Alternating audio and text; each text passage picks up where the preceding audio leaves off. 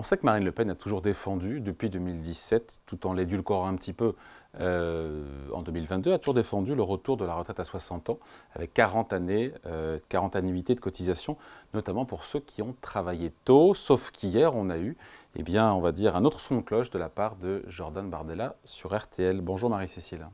Bonjour David. Marie-Cécile Renaud, rédactrice en chef adjointe au service éco du Figaro. Pour le président du Rassemblement national, Jordan Bardella, l'abrogation donc de la réforme des retraites n'est plus une priorité, ce sont ses mots.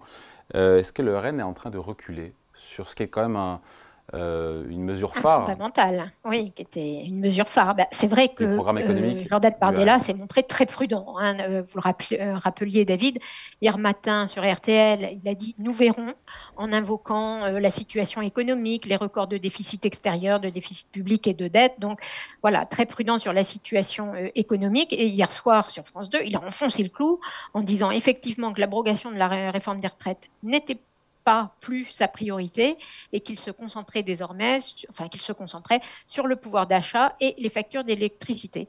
Mais sur le fond, c'est vrai que la réforme des retraites, ça reste un marqueur très fort du programme du Front National, du Rassemblement national. Marine Le Pen, en 2017, on s'en souvient, avait fait de la retraite à 60 ans son mantra. Hein, c'était la retraite à 60 ans pour tous. Ça, c'était dans la campagne présidentielle de 2017. Ensuite, en 2022, elle avait atténué sa position. La retraite à 60 ans restait d'actualité, mais n'était pas pour tout le monde. C'était pour ceux qui avaient commencé à travailler tôt, c'est-à-dire avant 20 ans. Ceux qui, par contre, ont fait des études ou ont travaillé plus tard, eux, devaient partir à 64, 65 ans. Parce que le nombre de trimestres requis pour toucher le taux plein ne serait pas le même en fonction des Français, en fonction de ceux qui ont commencé tôt et de ceux qui ont fait des études ou commencé plus tard. Donc, ça reste quand même un marqueur très fort du programme du Rassemblement national, mais on voit dans ses propos récents que Jordan Bardella prend un peu ses distances et reste extrêmement prudent. Il faut dire que c'est une mesure qui coûte très très cher, hein. Alors c'est vrai que ça coûte cher, beaucoup de chiffres qui circulent. Après, ça dépend si c'est pour tout le monde, uniquement pour celles et ceux qui ont commencé à travailler à 20 ans. On parle parfois de 10 milliards, de 20, de 30. On sait exactement combien ça coûte? Alors, le Rassemblement national chiffrait cette mesure à environ 10 milliards qu'il comptait financer par la lutte contre la fraude, la lutte contre l'immigration, un grand plan de réindustrialisation, etc. Mais c'est plus facile à dire qu'à faire et c'est pas sûr que du tout que les montants soient à la hauteur parce que l'Institut Montaigne, lui, avait fait un chiffrage en 2022 et il chiffrait le coût de la mesure entre 23 et 38 milliards d'euros par an. Donc, vous voyez que c'est quand même c'est une mesure qui est très coûteuse et d'ailleurs, plus globalement, le programme du Rassemblement national avait été chiffré à 100 milliards d'euros de dépenses supplémentaires.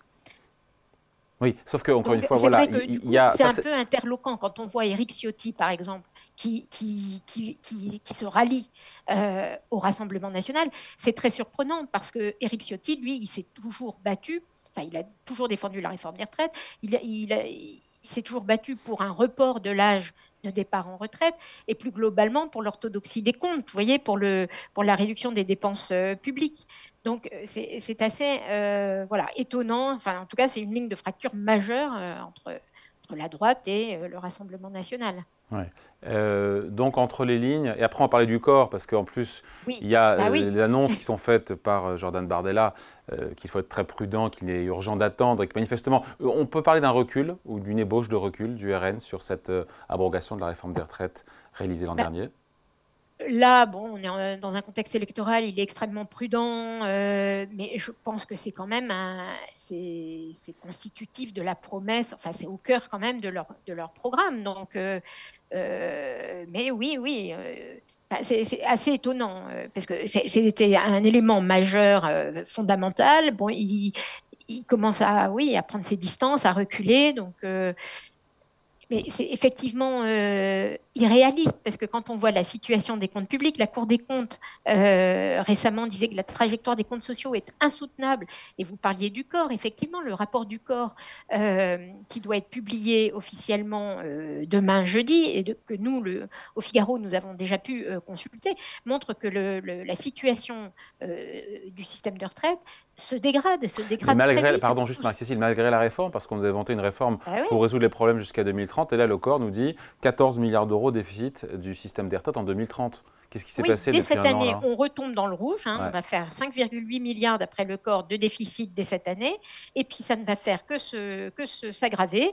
On va atteindre 0,4% du PIB en 2030, c'est-à-dire, comme vous le dites, environ 14 milliards d'euros et 0,8% en 2070. Donc, on tombe dans le rouge cette année et ça ne va faire que se dégrader. Donc, la situation n'est pas tenable.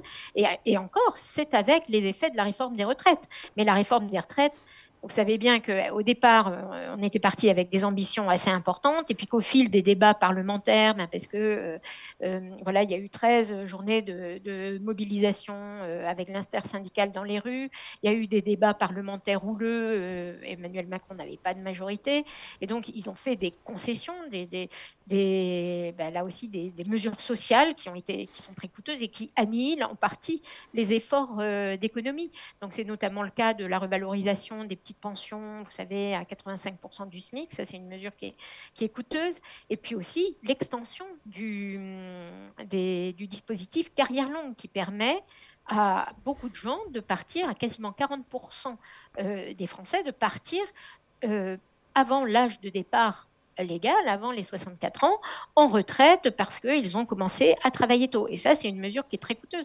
Et pourtant, la Cour des comptes, dans des rapports précédents, avait plusieurs fois souligné que ce rapport était à la fois, que ce dispositif des carrières longues était à la fois injuste et très coûteux, enfin bref, qui n'était pas efficace. Et au lieu de le réduire et de le diminuer, on l'a au contraire pérennisé et élargi.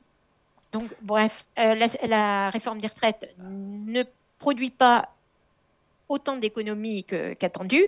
Mais bon. Oui, mais sauf que Marie-Cécile, maintenant que les bornes, encore une fois, ont été rehaussées et que l'âge légal de départ va aller vers 64 ans, qu'est-ce qu'on peut faire pour réduire ce déficit des retraites? Vous allez me dire, il faut augmenter le taux d'emploi, bien sûr, notamment aux extrémités, les jeunes et les seniors, mais ça prend du temps, ça. Ça prend du temps. Alors, c'était tout le débat actuel, mais qui s'interrompt. Enfin, il y avait plein de pistes qui étaient étudiées, des scénarios qui devaient alimenter le débat budgétaire de la rentrée. Mais tout ça, bien sûr, est interrompu. Là, les ministres partent tous en campagne pour les législatives. Donc là, pour le moment, tout ça s'arrête. Mais l'idée, c'était quand même peut-être de désindexer temporairement les retraites. Voilà, de ne pas les revaloriser en 2025 sur l'inflation. Bon, ça, je pense que ça, c'est mis à la poubelle, ça. Je pense aussi. Avec la campagne, ouais. D'ailleurs, le corps indique que la dégradation des comptes des retraites est liée au fait qu'on a revalorisé l'année dernière sur l'inflation. Vous savez, il y avait eu la revalorisation des pensions Agirc-Arrco en novembre, et puis ensuite, il y avait eu en janvier la revalorisation de 5,3% des retraites de base décidées par le gouvernement. Et donc, le corps dit que ces deux revalorisations ont aggravé un peu le déficit. Il y avait d'autres pistes. Le président du corps, Gilles Berset, qui est le nouveau président du corps, lui avait avancé, mais de façon personnelle, l'idée qu'on aurait pu, par exemple, supprimer l'abattement de 10% pour frais professionnels dont les retraités bénéficient dans leur déclaration d'impôt. Alors, il dit frais professionnels ne se justifient plus pour des retraités. Et il disait cette mesure pourrait éventuellement être acceptable parce que ça ne pénalise que, entre guillemets, ceux qui paient des impôts et pas finalement les plus modestes. Mais c'était des pistes assez explosives parce que, si vous voulez, les retraités ne sont pas des nantis, contrairement à ce que parfois on entend.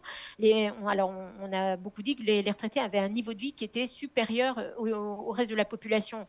Mais avec toutes les réformes des retraites qui ont été faites et la désindexation des retraites, leur niveau de vie va baisser et va baisser durablement par rapport aux actifs.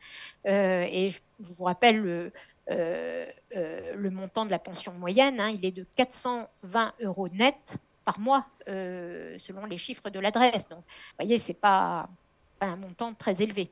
Allez, merci beaucoup. Explication signée Marie-Cécile Renaud, rédactrice en chef adjointe au service économie du Figaro. Merci Marie-Cécile, bonne journée. Bonne journée.